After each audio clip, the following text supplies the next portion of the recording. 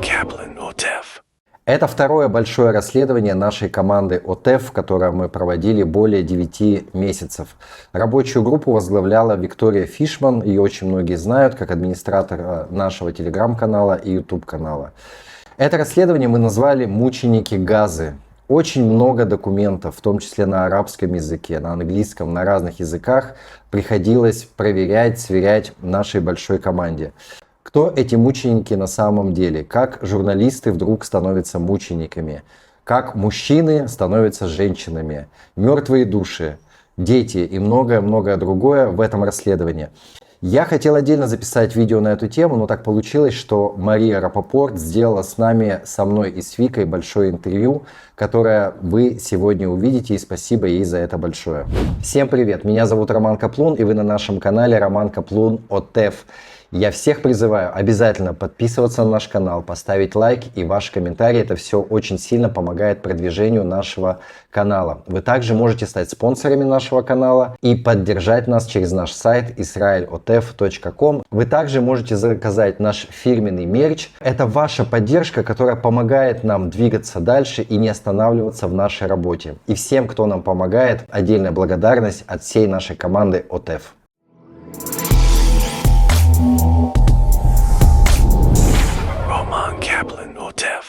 И вот тут я хочу перейти к цифрам и к вашему расследованию, и наконец-то дать слово Виктории, потому что, насколько я поняла, Виктория, ты конкретно занималась вот именно этой частью работы и вот этими... Я просто посмотрела в расследовании вот эти ваши ссылки на все эти документы. У меня сейчас будет много вопросов, потому что я посмотрела и просто закрыла глаза, потому что я бы там ничего не поняла.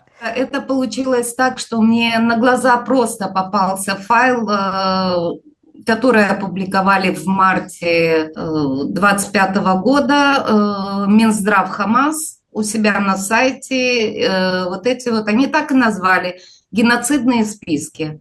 То есть до этого они публиковали отчеты, называя их убитые в Газе, то есть killed in Gaza, что-то еще там. Вот, а это уже был прямо названный такой геноцидный список. И возник вопрос, а насколько он на самом деле геноцидный? И пришлось в этом деле очень много копаться. То есть все общее расследование заняло где-то 8 месяцев, чуть больше. То есть сейчас уже точно 9. Но 4 месяца я копалась в этом сама, потому что я не могла понять, как отделить мирных от боевиков. А мы были уверены, что они там есть. Вот я лично была уверена, что не все показанные дети, скажем так, убиты нами. Понятно, что идет война, что наверняка есть жертвы. Но почему это все жертвы наши, было непонятно. И вот так пришла идея расследовать. Я стала искать именно боевиков. Но побочным эффектом, так сказать, вышло немножко другое. Я вышла на информацию, которой уже занялась наша Инна. Она собрала команду, и она занималась вот этим вот побочным расследованием, дав мне возможность заниматься именно боевиками. Я прошу прощения, у меня вопрос. Вот ты сказала, я наткнулась на списки. Что значит наткнулась? Где ты на них наткнулась? Вот я на такие списки не натыкаюсь. Нет, здесь все очень просто. Мы отслеживаем арабские паблики на самом деле достаточно активно. И в какой-то момент... Они там вывешивают эти списки, да? Да, эти списки там есть. Они вот на данном этапе они прям вывешивают ежедневные списки. И даже детей, умерших, как они пишут, от голода. Но всех так, общим количеством. То есть... Нам не к чему привязаться, и мы не можем эти цифры проверить.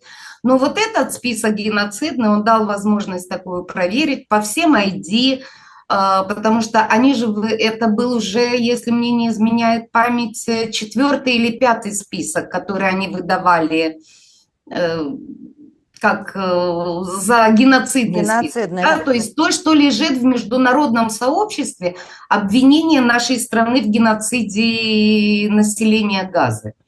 Слушай, но списки же на арабском. Да, пришлось, вот Инна как раз занималась тем, что она переводили все это, адаптировали на транслит. И мы работали по этим спискам уже по транслиту. И уже намного позже я вышла на такой сайт, как Awards. Это английский сайт, он не совсем сайт, это, в общем-то, организация, считается волонтерская и живущая на гранды, которая считает гражданские жертвы, учитывает гражданские жертвы в любом мировом конфликте. То есть это касается не только нашей страны. И вот они дали такой большой толчок, когда у меня возникло понимание того, как это все можно вложить в эту методологию, потому что методология Газы на тот момент, она тоже была невероятно непонятна. И, кстати, методологию Газы я тоже увидела совсем недавно, может быть, это месяца полтора назад, и поэтому есть такой абзац, у них есть прям, я не помню, 16-17 пункт методологии, где они совершенно открыто заявляют, что они учитывали части тел. То есть они нашли руку, присвоили ей ID, имя и положили в этот список. А разбираться мы будем потом. Слушай, скажи, пожалуйста, вот эти ID, то есть идентификационные номера людей, населения Газы, грубо говоря, это не какая-то вот единая система, вот ты говоришь, они присвоили ID руке. Вот, ну, я извиняюсь, конечно, у нас, у всех есть номер Таудат Зеута, у нас все учтено. У них же там ничего не учтено, получается. То есть хочешь придумал ID, хочешь не придумал ID. Нет, у них тоже есть ID. До того, как Хамас пришел к власти в секторе Газа, у них была израильская система выдачи наших номеров. То есть после прихода к власти Хамаса они эту систему поменяли. И вот в первой части нашего расследования об этом очень много написано. То есть с этим тоже команда очень долго разбиралась, как присваивалось, кому присваивалось. Но, тем не менее, получается, что когда у них рухнула система, вот я сейчас не назову дату так навскидку, когда наши ударили по больнице, у них рухнула система медицинского учета, тогда дружно по всей стране отправились на учет медиа. Как заявляет Министерство здравоохранения, это были медиа. Что такое медиа с точки зрения Газы? Жители сектора Газа и, в общем-то, естественно, и для остального мира тоже. То есть у меня есть телефончик, и я пошла считать жертв. То есть если через 2 дня другой медиа прошел по этому делу, пожалуйста, вам еще 3000 жертв на скидку вы нафотографировали себе.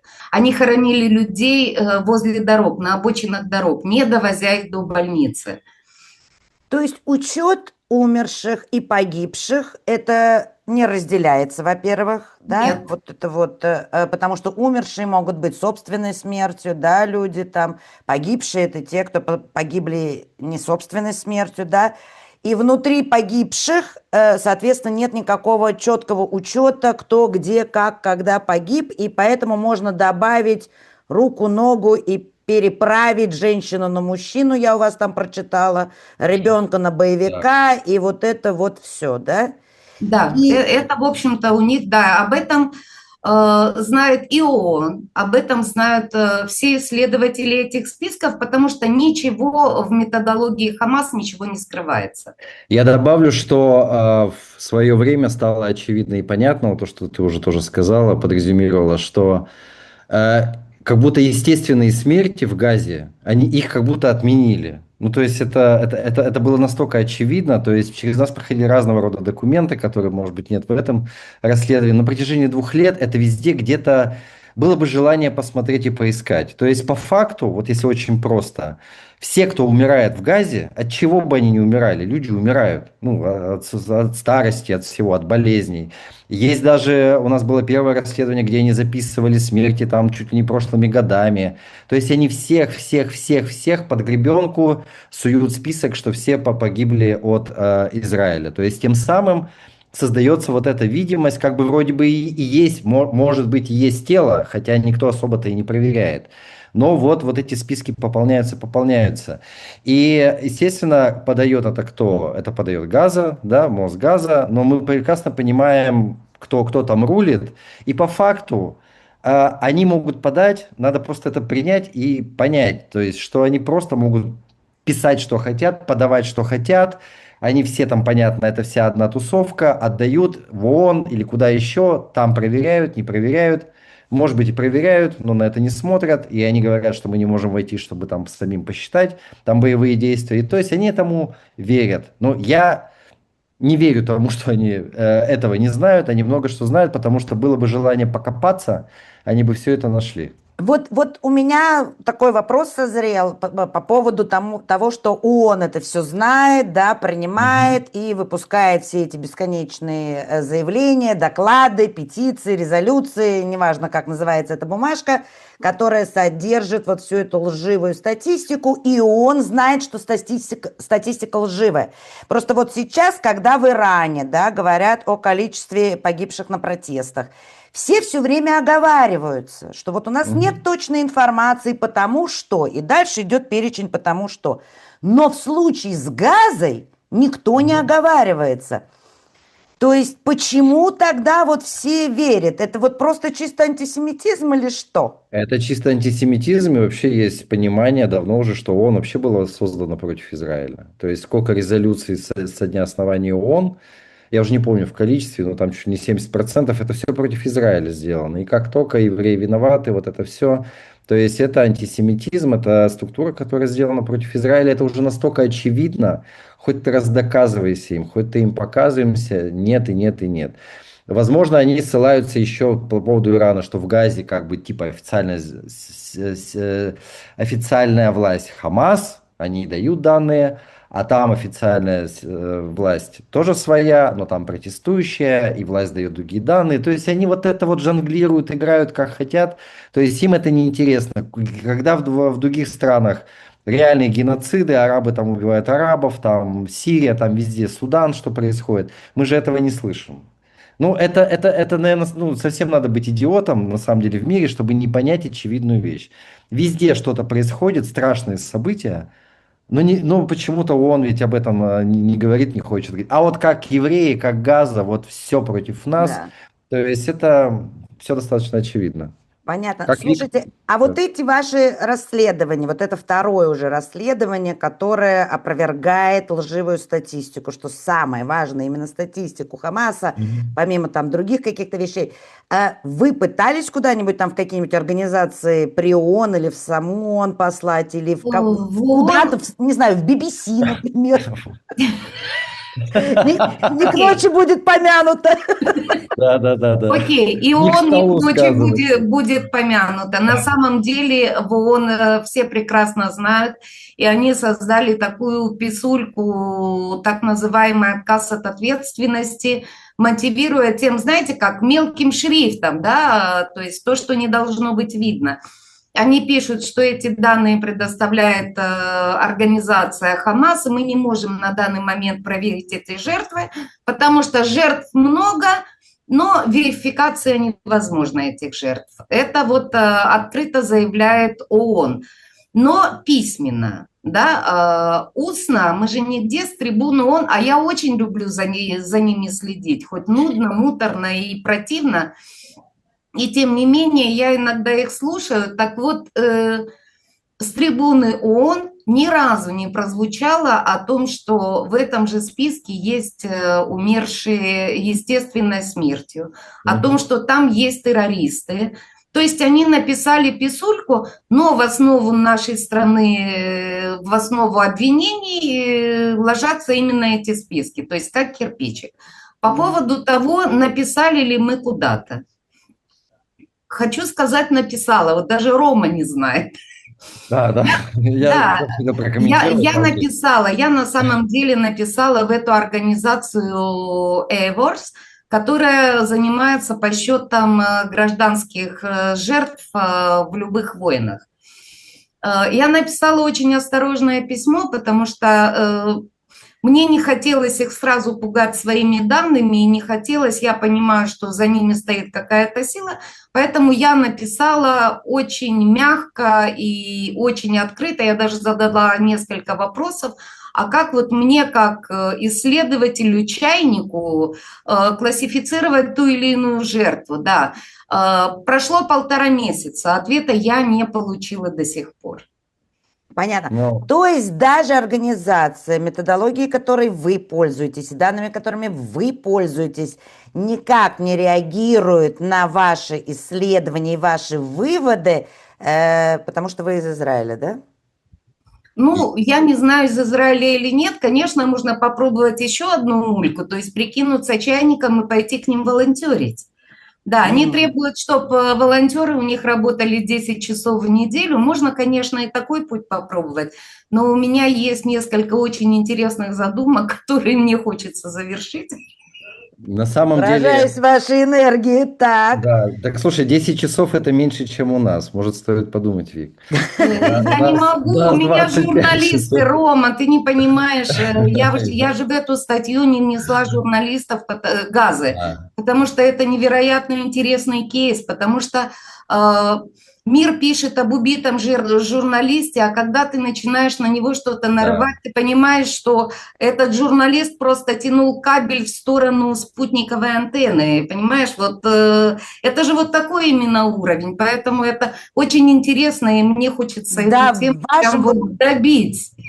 вот в этом последнем вашем расследовании там прям есть яркие примеры вот этих вот гражданских деятелей, журналистов, врачей, там членов БАПОРа, со Да. всеми данными, которые через запятую или в скобочках члены боевого Хамаса, Политбюро или там, я не знаю, ну нет, не Политбюро, конечно же, а скорее вот этих вот военных полевых командиров или как они там все называются. Ну, короче, не просто какие-то рядовые члены Хамаса, а прям вот серьезные товарищи, в том числе и те, которые держали у себя наших заложников. И вы там очень достоверную информацию даете. Я почему уверена, что она достоверная, потому что некоторые из этих кейсов были уже опубличены по всему миру. Ну, то есть все об этом знают, и все равно как бы не берут в Ну, расчет. И все да, равно касательно, извини, Ром, я перебила, и все равно касательно именно этого журналиста, я вам хочу сказать, я заходила на сайт журналистов, скажем так, союз журналистов мировой. Так вот, там есть такая ремарочка, об этом журналисте написано, нет, Израиль заявил о том, что этот журналист является членом Хамас, но мы Израилю не верим, и поэтому он остается журналистом, погибшим на боевом посту, как освещавший события. Вот эта формулировка звучит именно так, да. Но вы же в расследовании даете прям его данные, там чуть ли не военную карточку со всеми его регалиями. Не думаю, что они это захотят читать. То есть достаточно же закрыть глаза и да. больше ничего. И ты отвернулся, и ты уже ничего не видишь, ты ничему не свидетель. Вот как-то работает, именно так работает мировая система. Я хочу сказать больше. Я хотела об этом написать немного, наверное, после журналистов, но уже скажу открыто. Такая организация, как Эйворс, как организация, которая позиционирует себя как совершенно независимая, честная. И, в принципе, если честно, я к ней так и относилась. То есть сначала у меня к ней было какое-то предубеждение, как все пропалестинские, знаете, BBC и же с ними. Да, а потом, когда я вникла, я смотрю, они очень так серьезно подходят к этому делу, и очень много информации я взяла оттуда, за что я очень благодарна. То есть они мне дали понимание методологии, как со всем этим ужасом в 50 тысяч имен нужно работать. Но когда я решила проверить, а что они пишут о 7 октября, какое количество жертв в Израиле вынесено, так скажем, для понимания мирового сообщества, я вам хочу сказать, нас там нет. Последние опубликованные жертвы авиаударов Газы по Израилю были опубликованы в 2021 году. То есть с 2021 года они вообще никакой статистикой по Израилю не занимаются. Нет. Да. И не Окей, хотят. а какие еще организации вы используете в качестве своих источников для своих исследований? Ну, если сказать открыто, я пошла с другой стороны. То есть так как я все-таки искала больше всего боевиков, мне пришлось искать боевые каналы и вытаскивать там На посты. арабском? Ну да, потому что на английском они все очень мирные, добрые, пушистые, они все врачи, журналисты, и не И дети. державшие в руках оружие, работники там чего-то, они все добрые, пушистые, достаточно заглянуть, у них много мемориалов типа Ширин, в Ширин вообще все очень мирные жители, умершие, погибшие от израильской агрессии. Ширин – это организация? Ширин – это сайт в Так. секторе Газа, посвящен он журналистке Ширин, вроде как погибшей от наших рук. Он так и называется. Это их мемориал. Они складывают туда всех умерших. Да. Крайне редко какой боевик там обозначен как боевик. То есть если о нем можно найти информацию в арабской Википедии, для нас это не пишут ни в русской, ни в английской версии, мы этого не найдем, это есть в части арабской Википедии. Если там написано, что он высокопоставленный боевик, тогда не стесняются выкладывать его постер такой в военной одежде и все равно заявляют, что он погиб от нашей агрессии при нападении. Да, то есть мы напали, в любом случае мы напали. То есть я правильно понимаю, вы берете какие-то вот эти более публичные имена из источников, где они там журналисты, врачи и так далее, или социальные работники, вот, потом просто по профайлам ищете их в арабских других доступных источниках? В хамасовских каналах, да. То есть в террористических каналах. Так и есть.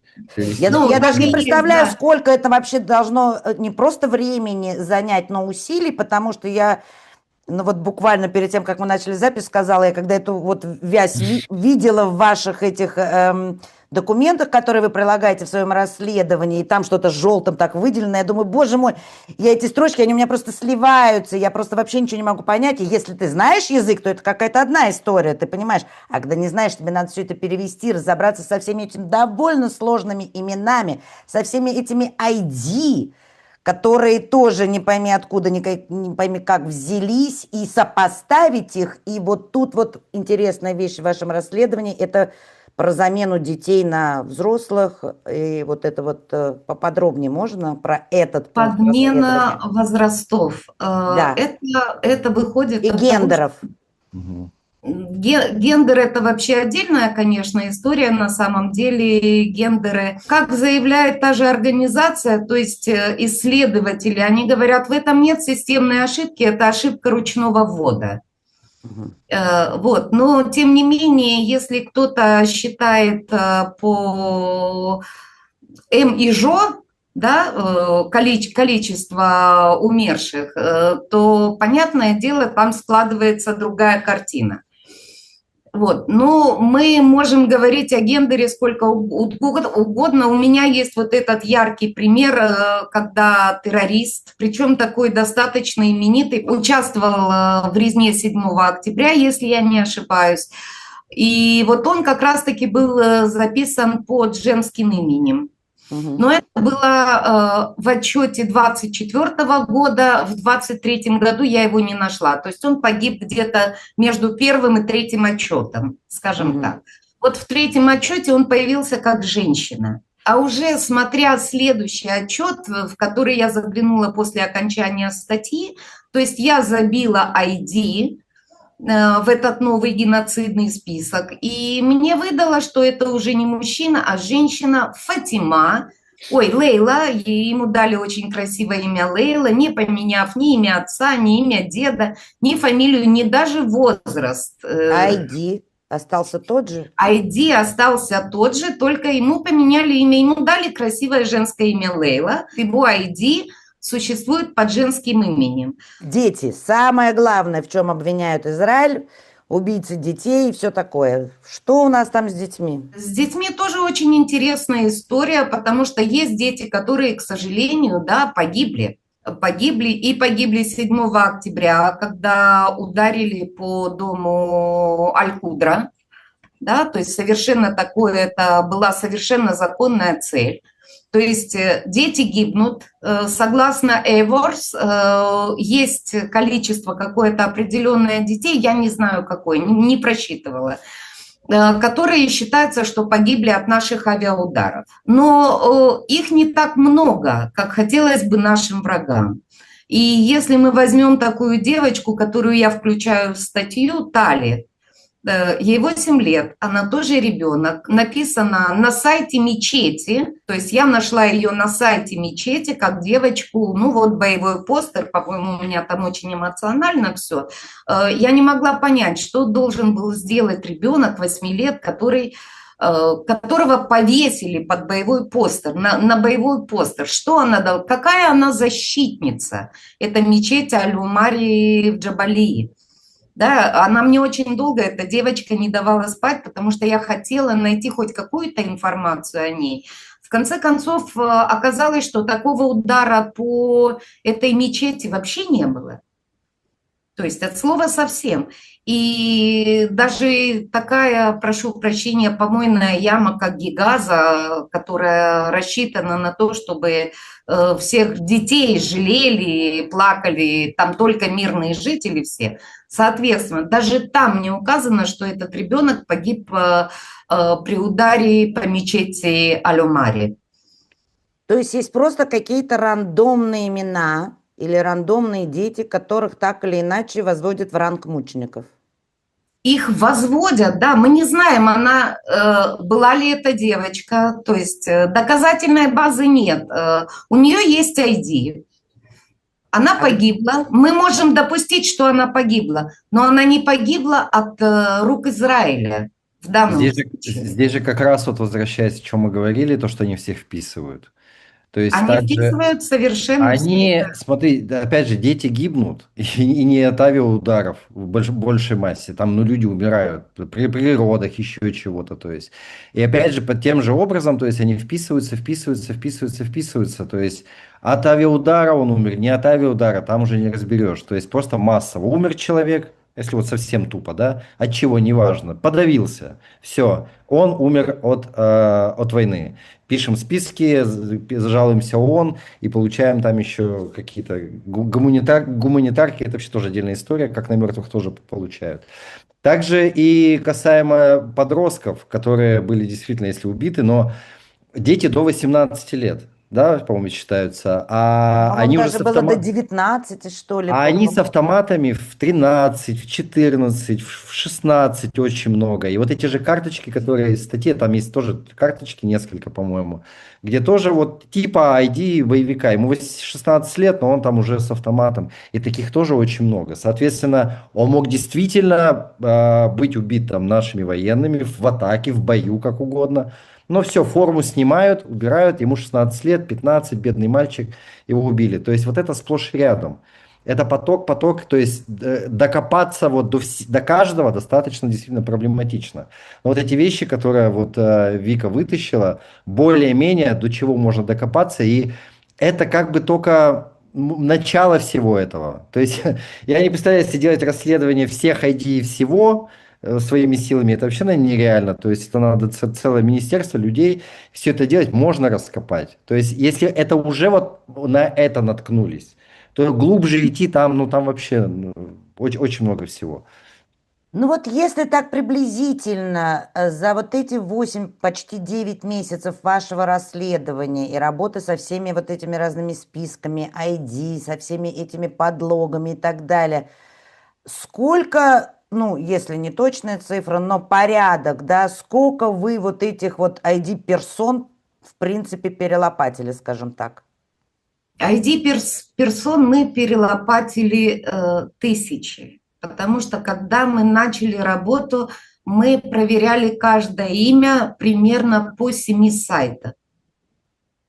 С ума сойти. Угу. Это просто какая-то невероятная цифра. А существует ли вообще вот эта вот настоящая цифра погибших, не умерших, а погибших в Газе в результате войны? Я не говорю от Израиля, потому что я верю, что виноваты только их родители и они сами, вот, а не Израиль. Вот, сколько со стороны Газы, сколько там людей погибло? Не Нет, умерло от болезни или поперхнувшись косточкой или при родах? не Ничего существует? такого Нет, нет. нет. А кто-нибудь в Во-первых, мире работает, чтобы вообще понять? Или все такие, ну ладно, Хамас сказал, пусть будет так?